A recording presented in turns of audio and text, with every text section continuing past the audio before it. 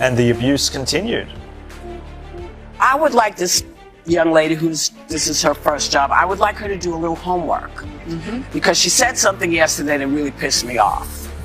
And that was, she said there will be no wokeness here. I mean, that's just a little weird. Joining us now with more, incoming White House Press Secretary Karoline Leavitt. Karoline, I'm so thrilled to have you with me. And you would think, you know, ABC having just paid $15 million for a defamation lawsuit. What's viewed, these women are completely out of touch with reality. And you're right, ABC should wake up. They just paid $15 million to President Trump's future library. That's a great thing for the American people. The host quarreled, interrupted, and tossed sharp opinions like confetti, transforming an ordinary episode of The View into a full-blown media spectacle.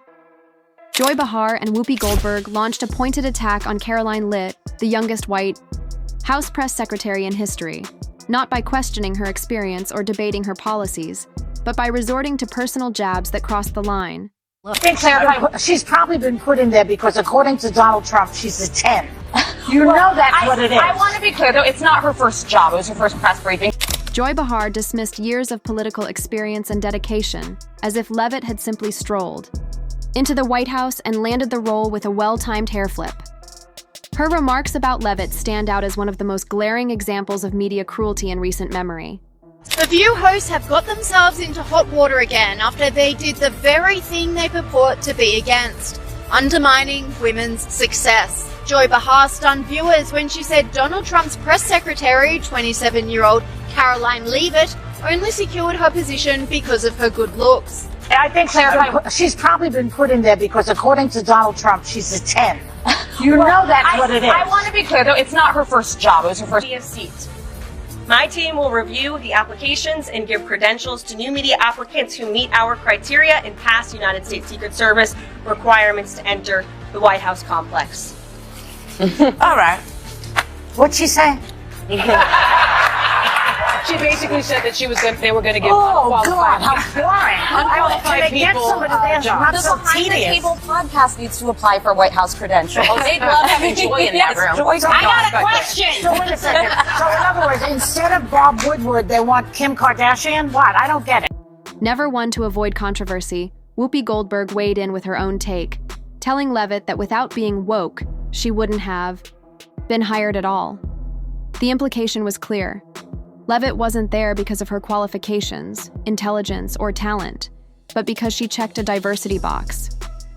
The irony was hard to miss. Women who regularly champion female empowerment had just reduced a young, accomplished professional to her appearance and perceived political utility. At that moment, The View could have earned a trophy for hypocrisy. I think she's probably been put in there because, according to Donald Trump, she's a 10. You know that's what it is. I want to be clear, though, it's not her first job. It was her first press briefing. Viewers across the political spectrum were quick to call out the double standard, and social media lit up with outrage over the treatment of a woman who didn't align with the show's political leanings. Advocates for women in leadership found themselves in an uncomfortable position. Twitter was flooded with reactions.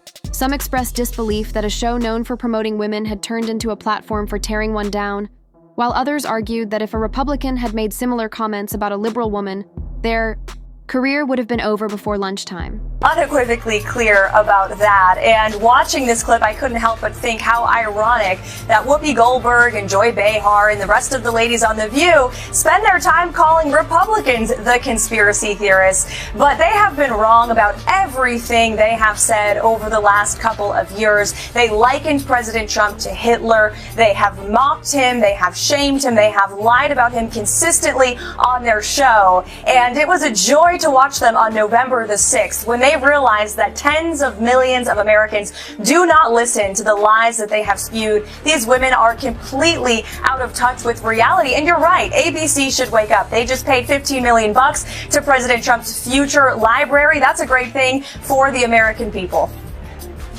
I would like this young lady this is her first job, I would like her to do a little homework. Because she said something yesterday that really pissed me off. And that was, she said, there will be no wokeness here. Oh, yeah. Let me explain something to you. Because without that wokeness, you might not have that job. Yeah. Because women were not invited to that table. Women were not invited to many tables in this nation. The reason we fought and busted our behinds to make sure that you didn't have to worry about this. And now to hear you talk about it and to hear anybody talk about the wokeness was put in place for a reason. Because black people couldn't get into colleges. Because women could not get into the colleges they wanted to go to. This is all women. Yeah. See, this is not black, Asian women. This is all women. Women were not invited to this party. It was a man's world, and we busted our asses to make sure that this was... The real surprise came when Leavitt refused to settle for a typical social media rebuttal. Instead, she took decisive action, filing a defamation lawsuit against Behar and Goldberg, and quietly seeking millions in damages. Behind the scenes, ABC executives scrambled as the popular talk show veered into legal crisis mode. Lawsuits are expensive, and controversy only attracts advertisers when it serves their bottom line. As producers huddled in emergency meetings, likely questioning how much longer they could keep patching up the View's mounting controversies, the network's legal team raced to assess their options. ABC knew it had to act quickly before the show unraveled under the weight of its own drama. She's probably been put in there because, according to Donald Trump, she's a 10. You know that's what it is. I want to be clear, though. It's not her first job. It was her first press briefing. She worked in the previous Trump administration. I'm saying, this is the first time I think it's an accomplishment. She may be, but my point is that job would not maybe have been open to her. No, I understand. I just wanted to clarify that. Yeah. Damage control meant that Behar and Goldberg would have to do what they likely dreaded most: issue a genuine, heartfelt apology. Not a vague statement, but one that clearly acknowledged, we regret what we said. This wasn't a suggestion, it was a directive. Attacking a woman for her looks or age isn't very progressive. Let's bring in Sky News contributor, Kosha Garda. Kosha, particularly that last clip that we played, it was so condescending. The way that she was scolding her as if she was a schoolgirl, suggesting she needed to do her homework. I find it so hypocritical when these so-called, caring, progressive voices just turn so nasty like that. Yes, and as you mentioned, with conservative women, there's a long list of that, both of Trump's previous press secretaries, females, Sarah Huckabee Sanders. So Goldberg and Behar took their seats in front of the cameras and delivered their carefully crafted apologies with all the enthusiasm of someone being forced to eat their least favorite meal. Behar's voice faltered slightly as she said, "We truly apologize for our remarks and any hurt they may have caused." It was meant to be heartfelt, but few found it convincing. Goldberg nodded along, looking like she'd rather be anywhere else, adding that they appreciate Leavitt and all women in politics.